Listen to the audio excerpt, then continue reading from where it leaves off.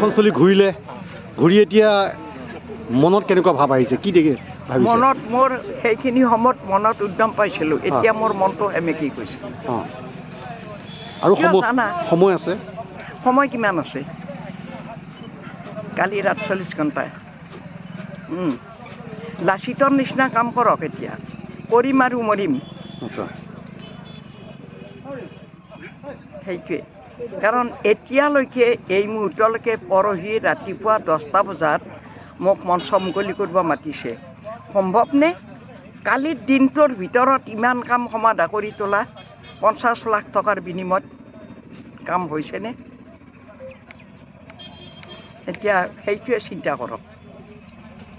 গতিকে কাম যদি হোৱা নাই মই পৰহিদিনা 10টা বজাত ৰাতিপুৱা 7টা বজাত উঠি কপি ইয়াত অহাৰ কি দৰকাৰ গতিকে কথাটো সেনেকুৱা মোৰ মনটো হৈছে অসম সাহিত্য সভাৰ এখন বিশেষ বাৰ্ষিক অধিৱেশন এইটো মোক কোনোদিন ক'তো আজি ইমান বছৰে মই সাহিত্য সভাৰ পেণ্ডেল দুদিন আগলৈকে হোৱাৰ ৰাস্তাত নাথাক হয়তো এইবিলাক চব এতিয়া মানে চব ফিনিচিঙত থাকিব লাগিছিল কিন্তু কামবিলাক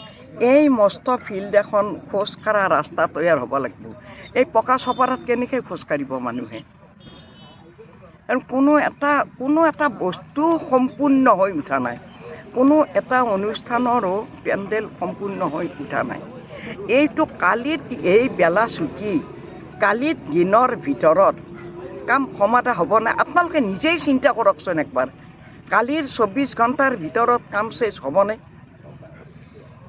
চিন্তা কৰক কিন্তু চৰকাৰেতো নিদিয়া নহয় চবটো দিছে এই আজি কিমান মাহ আগতেই মইতো চুক্তিবদ্ধ হৈ মই টকা আনাই দি আছোঁ এতিয়া আপোনালোকে চিন্তা কৰক ঈশ্বৰ কেনেকুৱা প্ৰস্তুতি চলিছে হয় আচলতে অসম সাহিত্য সভাৰ একাদশ বিশেষ বাৰ্ষিক যি অধিৱেশন এই অধিৱেশনখনি 12 বজীয়াৰ 5 ৰজাৰ সমন্বয় ক্ষেত্ৰত কাইলৈৰ পৰা অনুষ্ঠিত হ'ব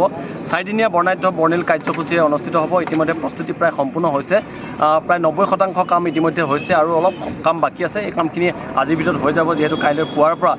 বিস্তৃত কাৰ্যসূচীৰে আৰম্ভ হ'ব আৰু প্ৰথম কাইলৈ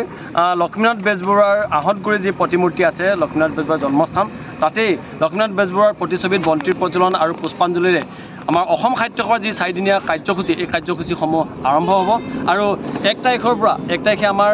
31 তাৰিখে কাইলৈ আমাৰ বিভিন্ন যি মূল তোৰণ মূল মণ্ডপ ইত্যাদি যিবোৰ আছে সেইসমূহ শুভ উদ্বোধন কৰা হ'ব আৰু 1 তাৰিখে পুৱাৰ পতাকা উত্তোলনেৰে কাৰ্যসূচী আৰম্ভ হ'ব পুনৰ আৰু 1 তাৰিখে আমাৰ 107খন পতাকা উত্তোলন হ'ব ইয়াতে যিহেতু 107 বছৰ অসম সাহিত্য সভা হৈছে 107 বছৰ হ'ল গতিকে ইয়াতে 107খন পতাকা উত্তোলনেৰে কাৰ্যসূচী আৰম্ভ হ'ব আৰু স্মৃতিতৰ্পণ আমাৰ শ্বহীদ তৰ্পণ ইত্যাদি কাৰ্যসূচীসমূহ হ'ব আৰু 2 তাৰিখে যিখন মুকলি সভা হ'ব এই 2 তাৰিখে মুকলি সভাত অসমৰ মুখ্যমন্ত্ৰী ডক্টৰ হিমন্ত বিশ্ব শৰ্মাৰ উপস্থিত থাকিব লগতে অন্যান্য যিসকল মন্ত্ৰী আছে এই মন্ত্ৰীসকল উপস্থিত থাকিব আৰু ইতিমধ্যে 12 বজীয়াৰ লগতে মৰিগাঁও আৰু নগাঁও জিলাৰ সকলো ৰাইজ এই অধিৱেশনখনি সাফল্যমণ্ডিত কৰিবৰ বাবে ইতিমধ্যে উঠি পৰি লাগিছে কাম ইতিমধ্যে প্ৰায় সম্পূৰ্ণ হৈছে বুলি উল্লেখ কৰিছোঁ গতিকে 12 বজীয়াবাসী ৰাইজ লগতে মৰিগাঁও নগাঁও ৰহা ইত্যাদি সকলো ৰাইজ ইতিমধ্যে এই অধিৱেশনখনি যাতে সাফল্যমণ্ডিত কৰি তুলিব পাৰে তাৰ কাৰণে পূৰ্ণ প্ৰস্তুতি চলাইছে